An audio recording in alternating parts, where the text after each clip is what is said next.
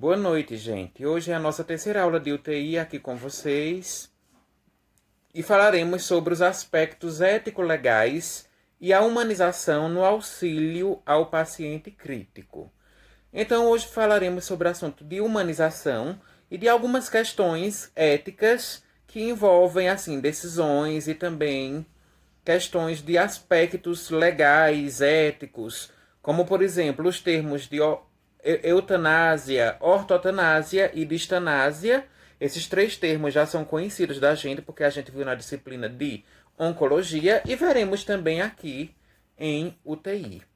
Então, para introduzir essa aula de hoje, eu vou falar um pouquinho sobre o que é a humanização e qual a importância de nós, enquanto futuros profissionais de UTI, sermos humanizados nesse setor hospitalar. Então, a humanização ela tende a atravessar as diferentes ações e instâncias gestoras do SUS. Isso quer dizer que tanto lá na ponta, por exemplo, na atenção básica, passando pelos hospitais de médio porte, até os grandes hospitais de alta complexidade, que a humanização ela passa todas essas instâncias. Ou seja, precisamos ser profissionais humanizados, profissionais que se colocam acima de tudo no lugar do outro, que a isso a gente chama de empatia. E no ambiente de UTI, essa humanização ela é extremamente importante, porque não dá para trabalhar no ambiente de UTI sem humanização. A humanização é um dos pilares que sustentam a assistência de enfermagem, sobretudo no ambiente de UTI, que é um ambiente mais crítico e um ambiente muito mais... a complexidade é maior para com o paciente nesse ambiente. O referencial teórico da nossa aula de hoje. Os conceitos de práticas humanizadoras que têm sido retomados urgentemente, porém algo desafiador nessa recuperação.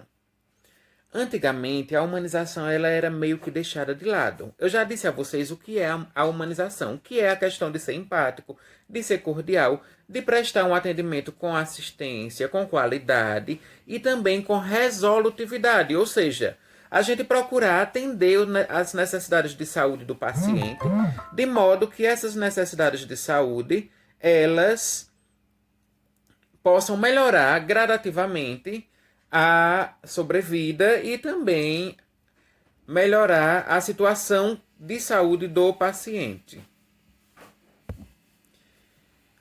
A Política Nacional de Humanização da Atenção e Gestão em Saúde, ela foi instituída pelo Ministério da Saúde. Então, humanização não é somente uma questão assim de ser bonzinho ou de apresentar um bom resultado no nosso atendimento profissional. Não é isso, é mais que isso.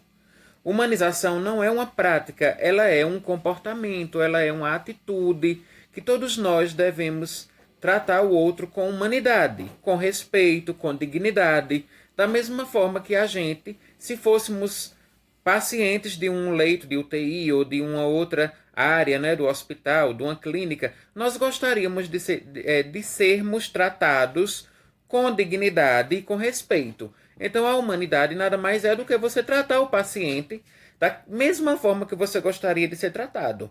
Com zelo, com carinho, com cordialidade, chamando sempre o paciente pelo nome e não aquele paciente do infarto, aquele paciente que tem hanseníase, aquele paciente que é portador de coronavírus. Nós devemos evitar esses termos porque o diagnóstico do paciente ele é sigiloso. Então, cabe ali à equipe conhecer o diagnóstico dele e os registros no prontuário e ao próprio paciente.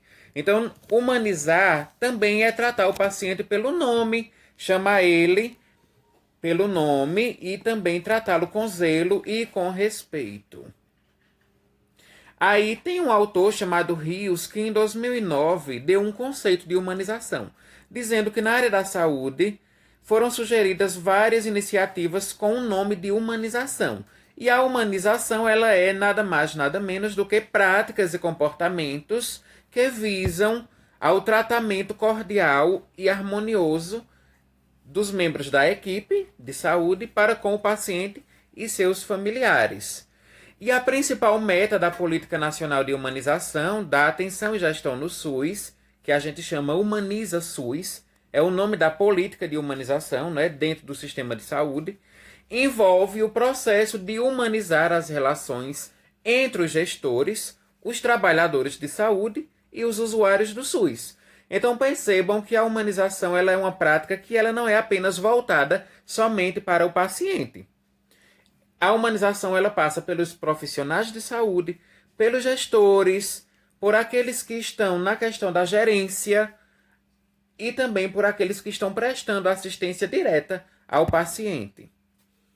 E a proposta da Política Nacional de Humanização, o Humaniza SUS, se baseia numa nova relação entre o usuário e o Sistema Único de Saúde. Porque uma das coisas que nós devemos desmistificar é que o atendimento do SUS é ruim. Devemos quebrar esse conceito de a gente enxergar com maus olhos o SUS, que não é desse modo. O SUS consegue ter uma resolutividade de até 85% dos problemas de saúde dos pacientes. Então o SUS é o nosso sistema brasileiro e nós devemos defendê-lo com todas as garras possíveis para que tenhamos uma assistência mais humanizada. Então, a meta do Humaniza SUS é exatamente desempenhar essas ações de saúde de forma a resolver os problemas de saúde dos nossos pacientes. Claro que na UTI a gente encontra muitos problemas de saúde.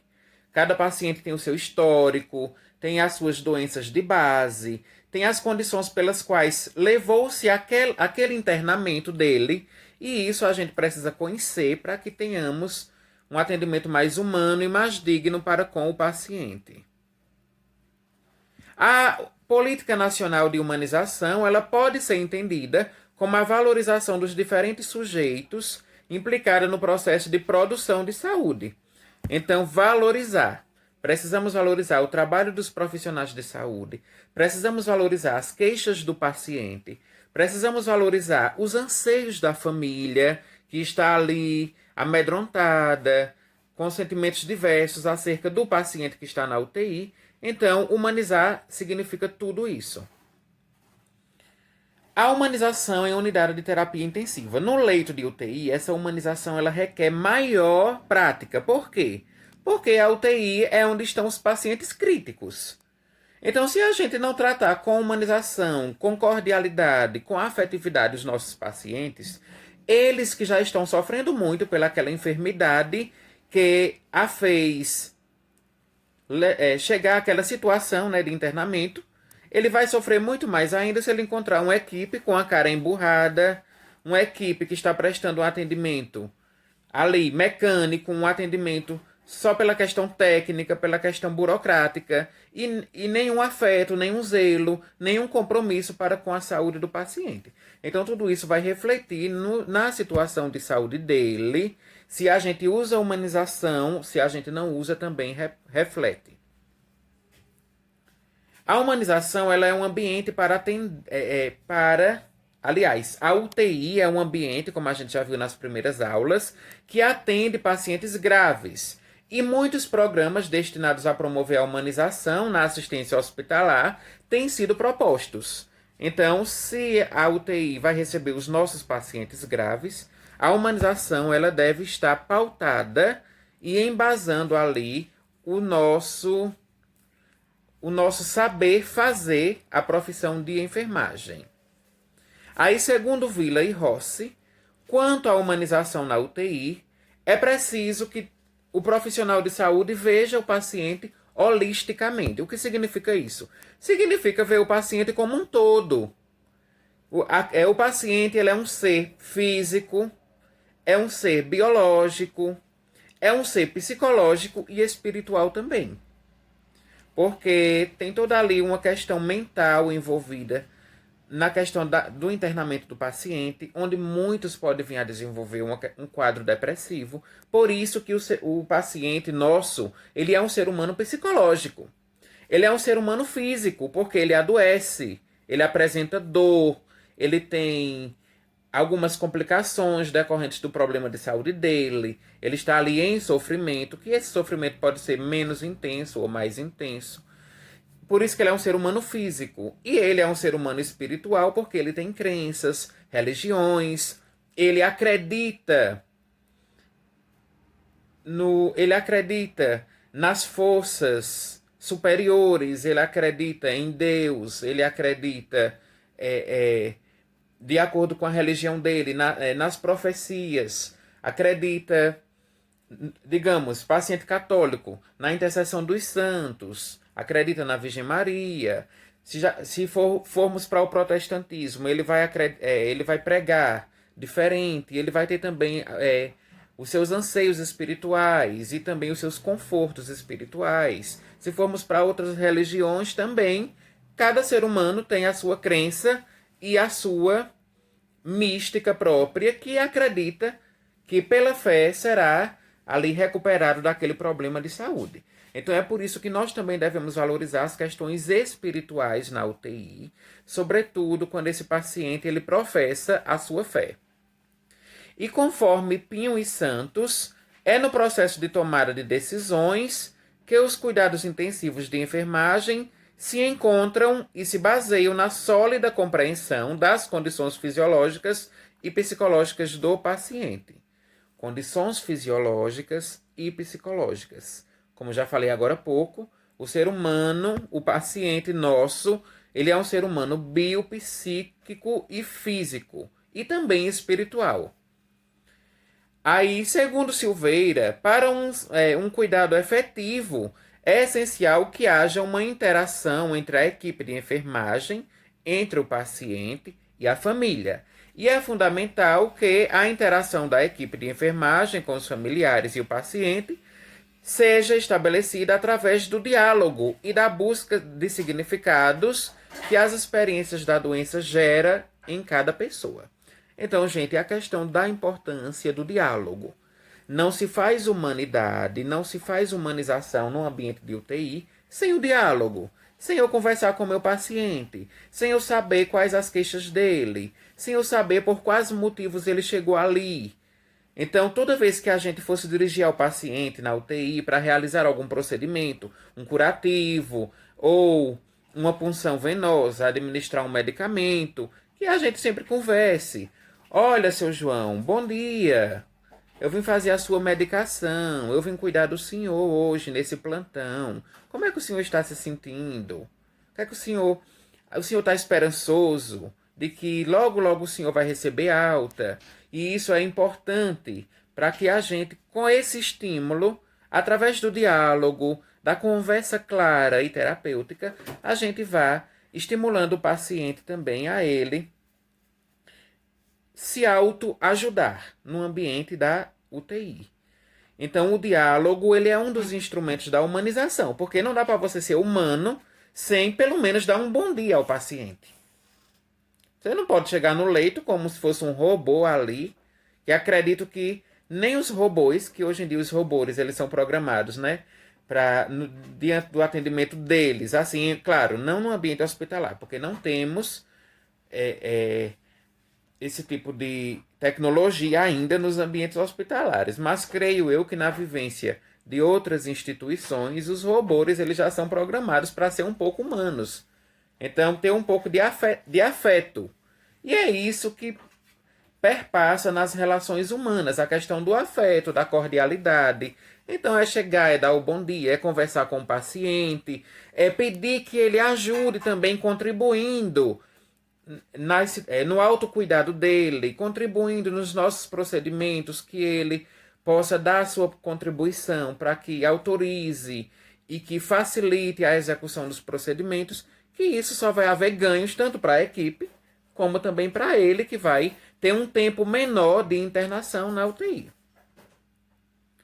Aí, com relação à autodeterminação do paciente, o que é a autodeterminação?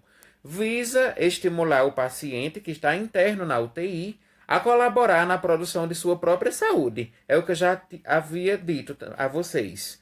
Que a gente busque o apoio do paciente, que a gente busque o apoio da família, que a gente busque o apoio dos outros membros da equipe, para que possamos estabelecer juntos um plano terapêutico, cuidados de enfermagem baseados sempre em evidências, em estudos. Vocês, como estão na formação para serem técnicos de enfermagem, a questão de sempre estar em associação, em acordo e também em interação com o enfermeiro, que é o profissional superior e que supervisiona vocês. Então, técnicos de enfermagem, enfermeiro do setor ali, eles vão traçar um plano terapêutico de cuidados básicos ao paciente e nessa autodeterminação do paciente, a gente faz com que o paciente ele também se ajude nesse processo. Buscamos também como instrumento nas relações humanas a contribuição da família para a autodeterminação do paciente. Às vezes o paciente ele meio que quer se entregar já. Ele acha que porque ele está ali no ambiente de UTI, que é um ambiente que tem muito a ver com a questão de morte, de sofrimento, de anseios, de solidão, porque ele até então está ali sozinho com a equipe. Por isso que a equipe passa a ser a segunda família dele. Porque ele não pode ter familiares ali presentes com ele, porque não é permitido. E com isso passa a ser um ambiente de solidão, um ambiente de medo e de incertezas. Então a gente busca essa contribuição também, tanto do paciente como da família, nos momentos de visita, para que a família encoraje o paciente a prosseguir na sua luta diária pela recuperação e pela saúde. Relação humanizada entre a equipe de saúde e o paciente. Visão holística do paciente, que eu já falei para vocês sobre o que é essa visão holística. E, claro, como a gente está falando de um ambiente de UTI, cuidados de alta complexidade. Então é na UTI que você possa imaginar os mais variados procedimentos possíveis para o paciente. É a reanimação, quando o paciente para. Então é ali, é o cuidado, é o atendimento emergencial para fazer o paciente reanimar. Ou procedimentos invasivos, como desbridamentos ali de feridas, a questão de inserção de catéteres, pacientes dialíticos, né, como eu mostrei a vocês na outra aula, alguns pacientes que fazem diálise e que estão internados na UTI, que precisam de um procedimento de alta complexidade ali, como, por exemplo, a abertura de um acesso venoso central, que já é o médico que faz esse acesso, e a gente fica cuidando, fazendo os curativos, fazendo a limpeza. Então, é no ambiente de UTI que são realizados cuidados de alta complexidade. Agora, a gente vai para o outro momento da aula, que é sobre as questões éticas na UTI. Vou relembrar com vocês o que a gente viu na disciplina de oncologia, a questão de eutanásia, distanásia e ortotanásia. Vamos começar aqui com eutanásia. A eutanásia é a prática pela qual se abrevia a vida de um enfermo. A eutanásia é a prática pela qual se abrevia a vida de um enfermo incurável, de maneira controlada e assistida por um especialista. Prática esta, vejam só o que a gente falou em oncologia, e eu vou frisar bem isso aqui. Essa prática de eutanásia, ela é proibida e considerada como crime de homicídio. Então, eu conversei com vocês em oncologia sobre aquela médica que tinha lá na região sul, não sei se era no Rio Grande do Sul, que ela foi presa, indiciada, por ter cometido mais de 200 casos de eutanásia na UTI que ela trabalhava lá no hospital. Então, veja, é uma prática que não é legal, certo? Eutanásia configura crime de homicídio e não deve ser praticado no ambiente de UTI. Por quê? Primeiro, antecipar a morte do paciente. Se eu antecipo a morte do paciente, eu vou estar... com isso, eu vou estar dizendo que não havia mais esperança. E não somos nós quem decidimos isso. Nós não podemos brincar de ser Deus. Então, quando se antecipa a morte de um paciente em um leito de UTI, nós tomamos uma posição que não é nossa. Por isso que ela é proibida. E aqueles que cometem eutanásia podem responder por esse crime. Aí tem uma reflexão sobre a morte que tem aí no slide de vocês. A morte, ela sempre existiu e sempre vai existir, porque ela faz parte do ciclo da vida. Então todo ser humano, ele nasce, ele cresce, ele evolui, ele se torna velhinho, não é isso? A gente conhece aquelas cadeias do desenvolvimento do ser humano. E por último, ele falece. Uma hora ou outra, dentro de alguns anos, ou alguns dias, ou algumas horas, alguém vai morrer. Faz parte da vida. Porém, essa morte ela não precisa e nem pode ser antecipada. Porque aí, com essa antecipação da morte, quem pratica a eutanásia vai estar gerando um juízo de valor próprio. E nesse juízo de valor vai envolver muitas questões éticas, porque vem a questão da família, que não aceita a morte do paciente, e aí você pode responder um processo, né? Vem a questão de as próprias instituições hospitalares, que já têm os seus regimentos próprios, que pedem para que a morte do paciente ela aconteça da forma mais natural possível e no tempo que tem que ser e não antecipada, certo? Então, por que então é tão difícil morrer? Assim, porque na verdade acho que a pergunta não seria essa, a pergunta seria: por que é tão difícil lidar com a morte? Quando alguém morre, um ente querido, né, de alguém, quando nós também, enquanto profissionais de saúde, perdemos um paciente que estava internado e ali evoluiu para o óbito, por que é tão difícil a gente lidar com essa questão da morte? Porque na sociedade moderna, a morte ela transformou-se num tema que muitas vezes ele é evitado. Por que será que a gente evita esse tema? Por que a gente não conversa sobre a morte?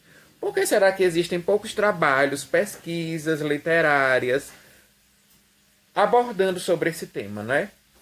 Então, o dilema ético para os profissionais da área da saúde é a questão da eutanásia, porque a eutanásia representa atualmente uma complicada questão da bioética e do biodireito. Então, não se dá, quando a gente fala em eutanásia, a gente fala também nas questões de infligir o direito à vida, o direito a o paciente tentar a sua recuperação, o direito à saúde, o direito ao paciente, depois de muitos dias internado, receber alta. Então, quando se pratica eutanásia, está se retirando esse direito de viver do paciente, de ele continuar a escrever a sua própria história, não é isso? E nesse caso, como agir então? Perante os princípios da autonomia do doente. Aí veja só, temos aqui um dilema, uma dualidade. Vamos imaginar uma situação agora. Um paciente que está em coma, vegetativo, sem perspectiva de resposta, certo? Sem perspectiva de sobrevida, ele está ali vegetando. Não foi dada ainda morte encefálica, né, que vai ser assunto da nossa próxima aula, sobre a questão da morte encefálica. Digamos, o paciente ele não teve a morte encefálica comprovada, mas também não está tendo melhoras nem respostas motoras, verbais, não abre os olhos, não responde, não fala. Então é um paciente que está vegetando. Vem a família, às vezes, que depende assim do tipo de família, vai depender muito da mentalidade de cada um. Tem famílias que querem abreviar o tempo de vida do paciente. E tem famílias que querem antecipar essa morte para não ver o ente querido sofrer tanto. Aí é nisso que a equipe de saúde, ali, de intensivistas, a equipe do plantão, se vê num dilema sem fim. Mas, sabendo nós, como já falei para vocês, que de acordo com o Código Penal, como a eutanásia é crime, por mais que a família insista, que não quer ver mais o ente querido sofrer, que quer que desligue os aparelhos, nós não podemos fazer isso por causa de um respaldo legal que está amparando a nossa profissão, que a gente pode até perder o nosso registro profissional e responder um processo judicial por causa de uma prática de eutanásia. Então, realmente são assuntos muito polêmicos, são assuntos muito emblemáticos na hora ali de na nossa rotina de trabalho, né? Que a gente deve ampliar mais o diálogo sobre essas coisas e saber que a gente pode lidar com qualquer um desse tipo de situações diante de um plantão da vida, né? Um plantão caótico da vida, digamos assim. E agora vamos falar um pouquinho sobre o conceito de distanásia, o que é a distanásia, quem a pratica, se pode praticar, se não pode. Então, a distanásia ela é um termo pouco conhecido, porém, muitas vezes praticada no campo da saúde.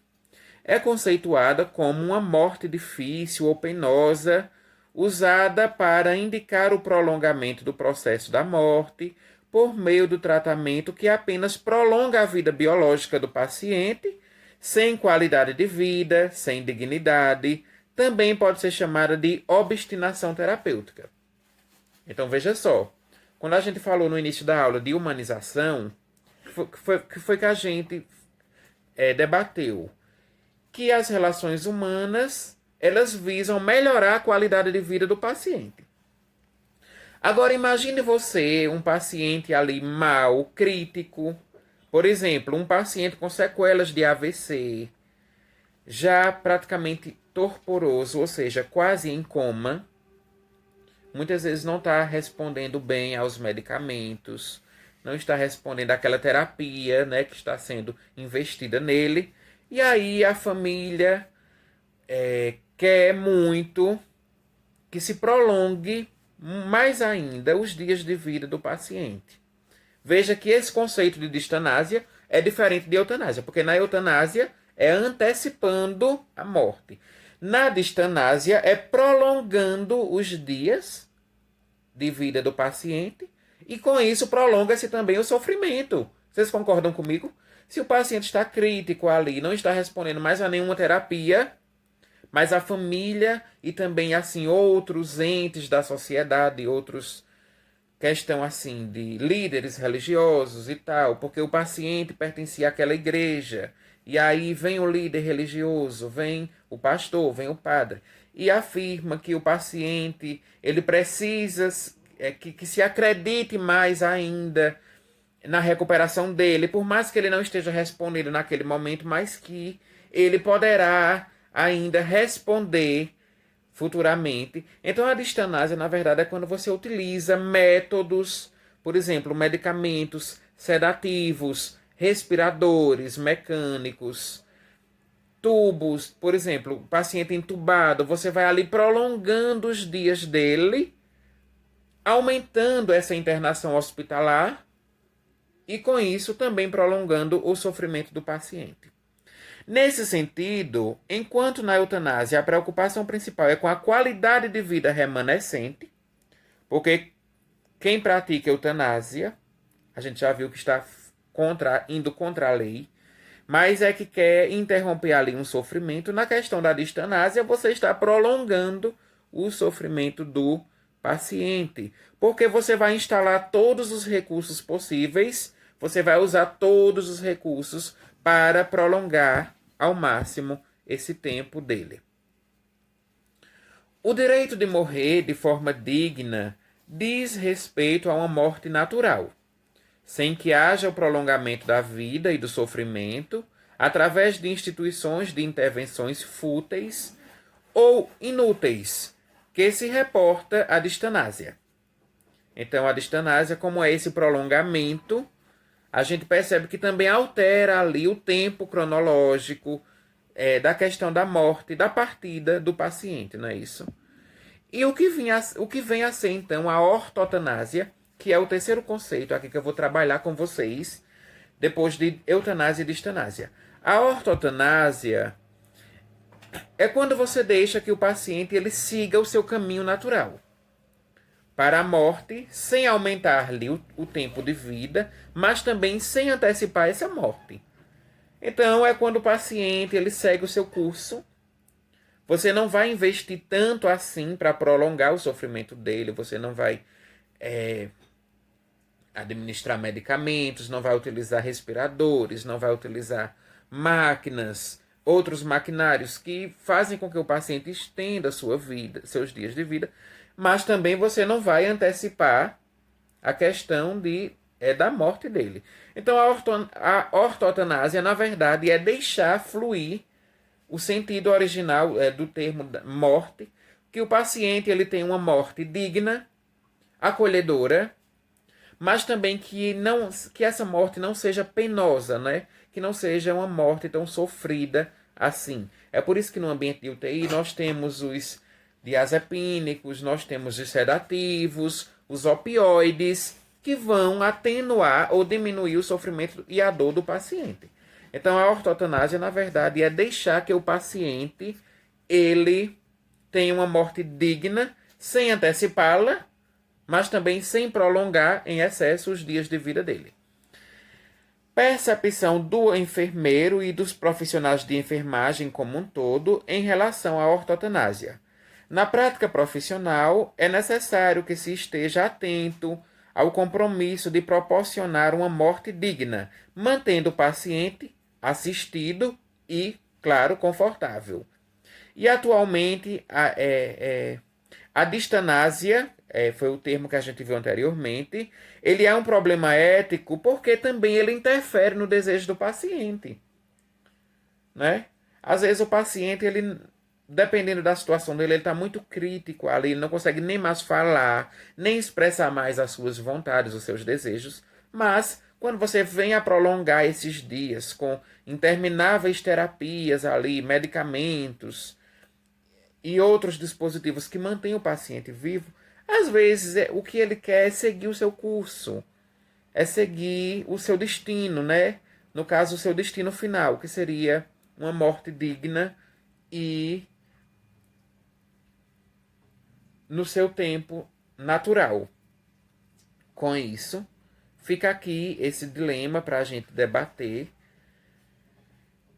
que entre distanásia, eutanásia e ortotanásia, a ortotanásia por ser uma morte digna e esperar a hora do paciente de forma menos sofrida possível, é que isso faz parte do debate dos profissionais que trabalham na UTI, certo? Então, o que eu queria falar com vocês hoje era isso, essas questões éticas. Eu queria falar com vocês isso hoje sobre essas questões éticas e a respeito da gente ser humano, né? Se colocar no lugar do outro. Foi o que a gente falou na questão da humanização.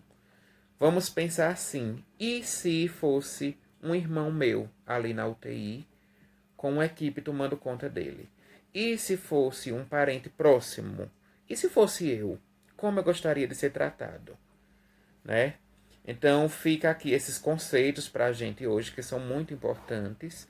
E também tem uma atividade para ser respondida, atividade simples, não vale ponto, só vale a frequência da aula de hoje. Estarei à disposição de vocês agora à noite para tirar dúvidas, eventuais dúvidas que surjam. E até a nossa próxima aula, que será amanhã já. Essa semana será muito intensa, porque temos aulas todos os dias de UTI, mas vai ser tranquilo, certo? Obrigado a todos e fiquem com Deus.